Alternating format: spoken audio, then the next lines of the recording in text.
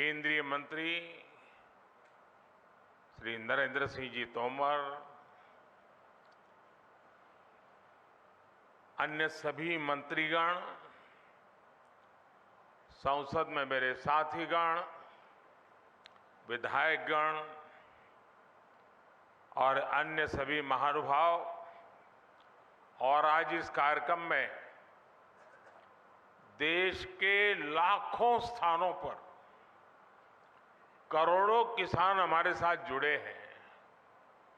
मैं राजस्थान की धरती से देश के उन करोड़ों किसानों को भी नमन करता हूं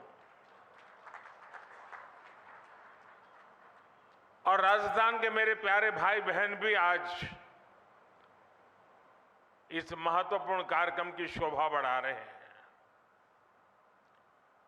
खाटू श्याम जी की ये धरती देश भर के श्रद्धालुओं को भरोसा देती है, एक उम्मीद देती है। मेरा सौभाग्य है कि आज मुझे वीरों की भूमि शेखावटी से देश के लिए अनेक विकास परियोजनाओं को शुरू करने का अवसर मिला है। आज यहां से देश के करोड़ों किसानों को पीएम किसान सम्मान निधि के लगभग 18,000 करोड़ रुपए भेजे गए हैं, सीधे उनके बैंक खाते में जमा हुए हैं। आज देश में 1,25,000 पीएम किसान समृद्धि केंद्रों की शुरुआत की गई है। गांव और ब्लॉक लेवल पर बने इन पीएम किसान समृद्धि केंद्रों से करोड़ों किसानों को सीधा लाभ होगा। आज 1,500 से ज्यादा एफपीओ के लिए, हमारे किसानों के लिए open network for digital commerce यानी ONDC का लोकार्पण भी हुआ है। इससे देश के किसी भी कोने में बैठे किसान के लिए अपनी उपज बाजार तक पहुंचाना और आसान हो जाएगा। आज ही देश के किसानों के लिए एक नया यूरिया गोल्ड भी शुरू किया गया है। इनके अलावा राजस्थान के अलग अलग शहरों को नए मेडिकल कॉलेज और एकलव्य मॉडल स्कूल का उपहार भी मिला है। मैं देश के लोगों को, राजस्थान के लोगों को और खासकर मेरे किसान भाई बहनों को बहुत बहुत शुभकामनाएं देता हूं, बहुत बधाई देता हूं। साथियों, राजस्थान में सीकर और शेखावटी का ये हिस्सा एक प्रकार से किसानों का गढ़ है। यहां के किसानों हमेशा ये साबित किया है कि उनकी मेहनत के आगे कुछ भी मुश्किल नहीं है। पानी की कमी के बावजूद यहां किसानों ने धरती से भरपूर फसल लेकर दिखाई है। किसान का सामर्थ्य, किसान का परिश्रम मिट्टी से भी सोना निकाल देता है। और इसलिए हमारी सरकार देश के किसान के साथ कंधे से कंधा मिलाकर खड़ी है। साथियों, आजादी के इतने दशक बाद आज देश में ऐसी सरकार आई है जो किसान का दुख दर्द समझती है, किसान की चिंता समझती है। इसलिए बीते 9 वर्षों में भारत सरकार द्वारा लगातार किसान हित में फैसले लिए गए हैं। हमने बीज से बाजार तक किसानों के लिए नई व्यवस्थाओं का निर्माण किया है। मुझे याद है, यहां राजस्थान के सूरतगढ़ से ही हमने 2015 में सॉइल हेल्थ कार्ड योजना शुरू की थी। इस योजना के माध्यम से हमने देश के किसानों को करोड़ों सॉइल हेल्थ कार्ड दिए। इन कार्डों की वजह से आज किसानों को मिट्टी की सेहत के बारे में पता चल रहा है।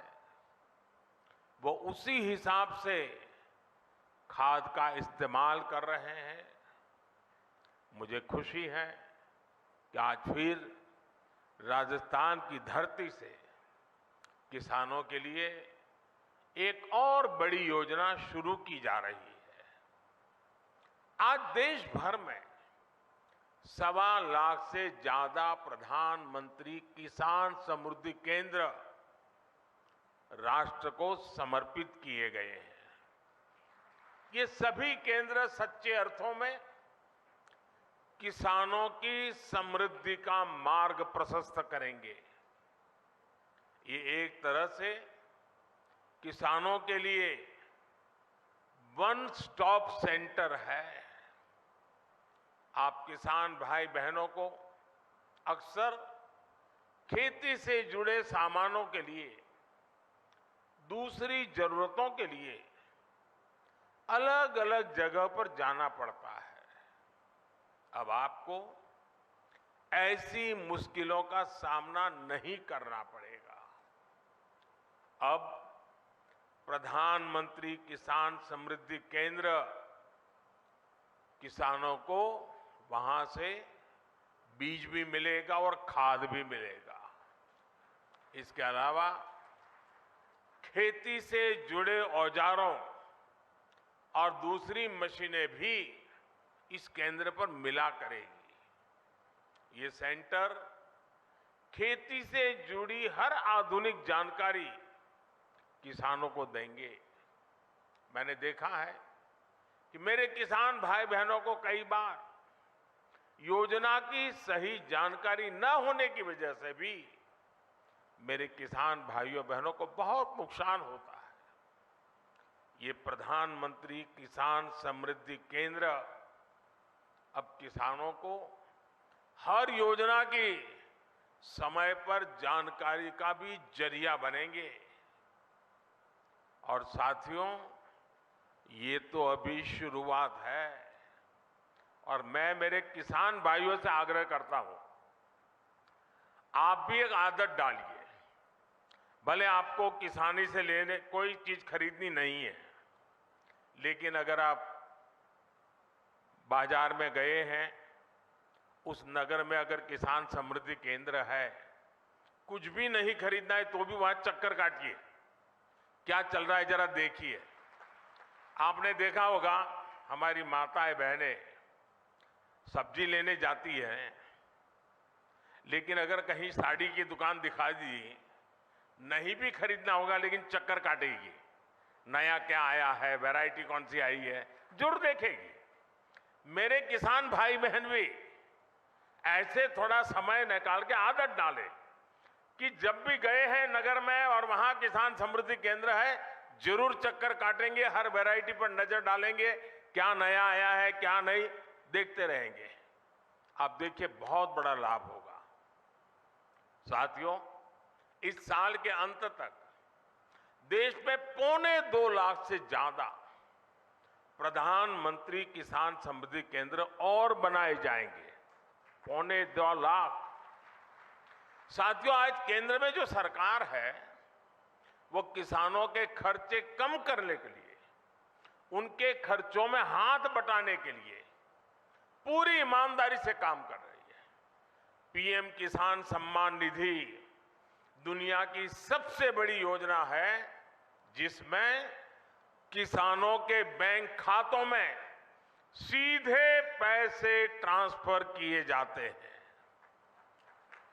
आज की 14वीं किस्त को जोड़ दें तो अब तक 2,60,000 करोड़ रुपए, 2,60,000 करोड़ से भी ज्यादा रुपए किसानों के बैंक खाते में सीधे भेजे गए हैं। इन पैसों ने छोटे छोटे अनेक खर्च निपटाने में किसानों की बड़ी मदद की है। हमारी सरकार कैसे अपने किसान भाइयों के पैसे बचा रही है, इसका एक उदाहरण यूरिया की कीमतें भी हैं। और देश भर के किसान मुझे सुन रहे हैं, मेरी बात को ध्यान से सुने। आप जानते हैं कोरोना की कितनी बड़ी भयंकर महामारी आई, उसके बाद रूस और यूक्रेन का युद्ध हो गया और इसके कारण बाजार में बहुत बड़ी उथल पाथल हो गई। खास करके फर्टिलाइजर के क्षेत्र में तो तूफान मच गया, लेकिन इसका असर हमारी सरकार ने किसानों पर नहीं पड़ने दिया। मैं देश के अपने हर किसान भाई बहन को खाद कीमतों की ये सच्चाई बताना चाहता हूं। आज भारत में यूरिया की जो बोरी हम किसानों को 266 रुपये में देते हैं, उतनी ही यूरिया हमारे पड़ोस में पाकिस्तान के किसानों को करीब करीब 800 रुपये में वो बोरा मिलता है। आज भारत में यूरिया की जो बोरी हम किसानों को 266 रुपये में देते हैं, उतना ही यूरिया बांग्लादेश के किसानों को वहां के बाजार में 720 रुपये में मिलता है। आज भारत में यूरिया की जो बोरी हम किसानों को 266 रुपये में देते हैं, उतनी ही यूरिया की बोरी चीन में किसानों को 2100 रुपये में मिलती है। और आप जानते हैं अमेरिका में यूरिया की यही बोरी आजकल कितने रुपये में मिल रही है? यूरिया की जिस बोरी के लिए आप 300 रुपये से भी कम देते हैं, उसी बोरी के लिए अमेरिका के किसानों को 3,000 रुपये से ज्यादा देना पड़ता है। कहां 300 और कहां 3,000? हमारी सरकार यूरिया की कीमतों की वजह से भारत के किसानों को परेशानी नहीं होने देगी। और इस सच्चाई को देश का किसान देख रहा है, हर दिन अनुभव कर रहा है। जब यूरिया खरीदने जाता है ना, तो उसे पक्का विश्वास होता है कि ये मोदी की गारंटी है।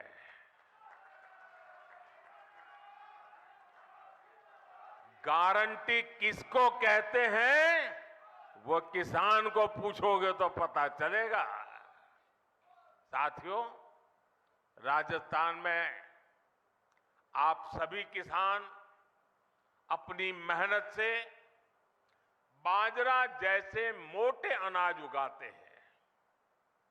और हमारे देश के अलग अलग कोने में अलग अलग प्रकार से मोटे अनाजों की खेती होती रहती है।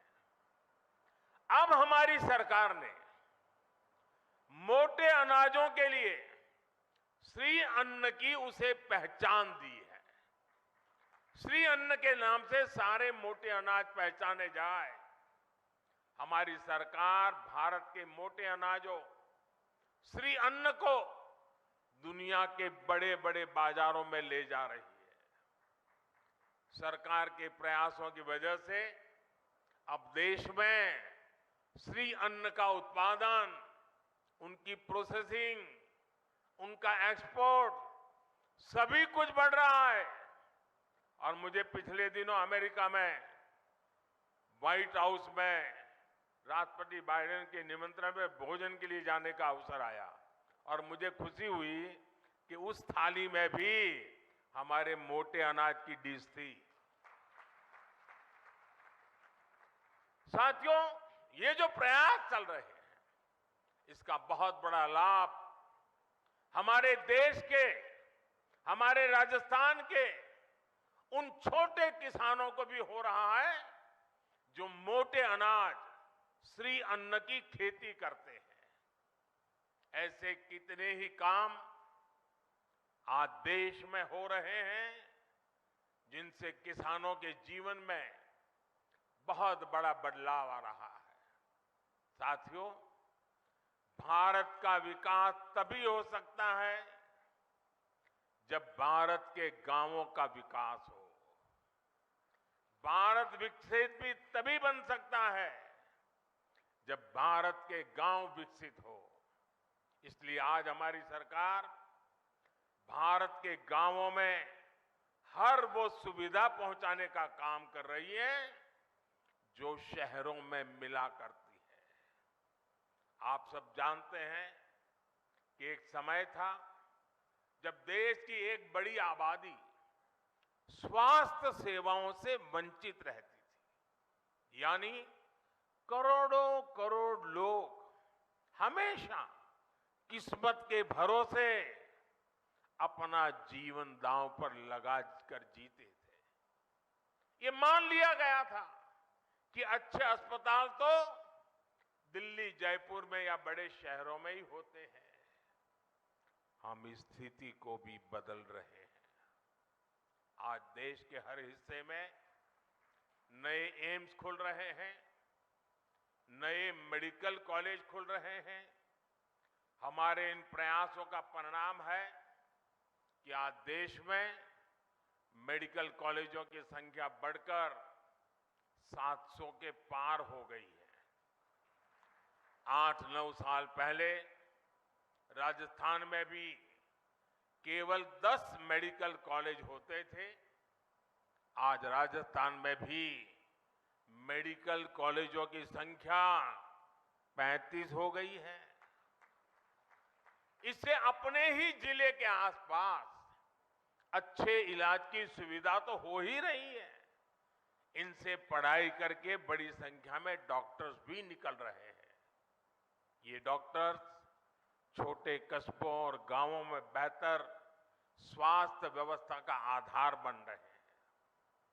जैसे कि आज जो नए मेडिकल कॉलेज मिले हैं, इनसे बारा, बूंदी, टोंक, सवाई माधोपुर, करौली, झुंझुनू, जैसलमेर, धौलपुर, चित्तौड़गढ़, सिरोही और सीकर समेत कई इलाकों को लाभ होगा। इलाज के लिए अब लोगों को जयपुर और दिल्ली के चक्कर नहीं लगाने पड़ेंगे। अब आपके घर के पास अच्छे अस्पताल भी होंगे। गरीब का बेटा और बेटी इन अस्पतालों में पढ़कर डॉक्टर भी बन पाएंगे। और साथियों, आपको पता है हमारी सरकार ने मेडिकल की पढ़ाई को भी मातृभाषा में पढ़ाई कराने का रास्ता बना दिया है। अब ये नहीं होगा कि अंग्रेजी न जानने की वजह से किसी गरीब का बेटा बेटी डॉक्टर बनने से रुक जाए। और ये भी मोदी की गारंटी है।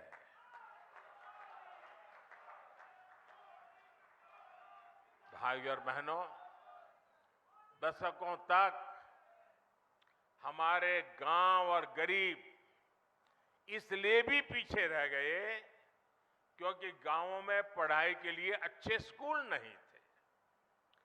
पिछड़े और आदिवासी समाज के बच्चे सपने तो देखते थे, लेकिन उनके पास उन्हें पूरा करने का कोई रास्ता नहीं होता था। हमने शिक्षा के लिए बजट बहुत बड़ी मात्रा में बढ़ाया, संसाधनों को बढ़ाया, एकलव्य आदिवासी स्कूल खोले। इसका बहुत बड़ा लाभ हमारे आदिवासी युवाओं को मिला है। साथियों, सफलता तभी बड़ी होती है जब सपने बड़े होते हैं। राजस्थान तो देश का वो राज्य है जिसके वैभव ने सदियों तक दुनिया को हैरान किया है। हमें उस विरासत को संरक्षित करना है और राजस्थान को आधुनिक विकास की ऊंचाई पर भी पहुंचाना है। इसलिए राजस्थान में आधुनिक इंफ्रास्ट्रक्चर बनाना ये हमारी प्राथमिकता है। राजस्थान में बीते कुछ महीनों में ही दो हाईटेक एक्सप्रेसवे का लोकार्पण हुआ है। दिल्ली मुंबई एक्सप्रेसवे का एक प्रमुख सेक्शन और अमृतसर जामनगर एक्सप्रेसवे के जरिए राजस्थान विकास की नई गाथा लिख रहा है। राजस्थान के लोगों को वंदे भारत ट्रेन की सौगात भी मिली है। भारत सरकार आज जो इंफ्रास्ट्रक्चर पर निवेश कर रही है, पर्यटन से जुड़ी हुई सुविधाओं का विकास कर रही है, उससे राजस्थान में भी नए अवसर बढ़ेंगे। जब आप पधारो हमारे देश कहकर पर्यटकों को बुलाएंगे तो एक्सप्रेसवे और अच्छी रेल सुविधाएं उनका स्वागत करेगी। हमारी सरकार ने स्वदेश दर्शन योजना के तहत खाटू श्याम जी मंदिर में भी सुविधाओं का विस्तार किया है। मुझे भरोसा है कि श्री खाटू श्याम के आशीर्वाद से राजस्थान के विकास को और भी गति मिलेगी। हम सब राजस्थान के गौरव और विरासत को पूरी दुनिया में नई पहचान देंगे। साथियों, राजस्थान के मुख्यमंत्री श्रीमान अशोक गहलोत जी कुछ दिनों से बीमार चल रहे हैं। उनके पैरों में कुछ तकलीफ है। आज इस कार्यक्रम में आने वाले थे, लेकिन उस कठिनाई के कारण नहीं आ पाए हैं। मैं उनके उत्तम स्वास्थ्य के लिए प्रार्थना करता हूं और सारे राजस्थान को इन अनेक विध नई सौगात के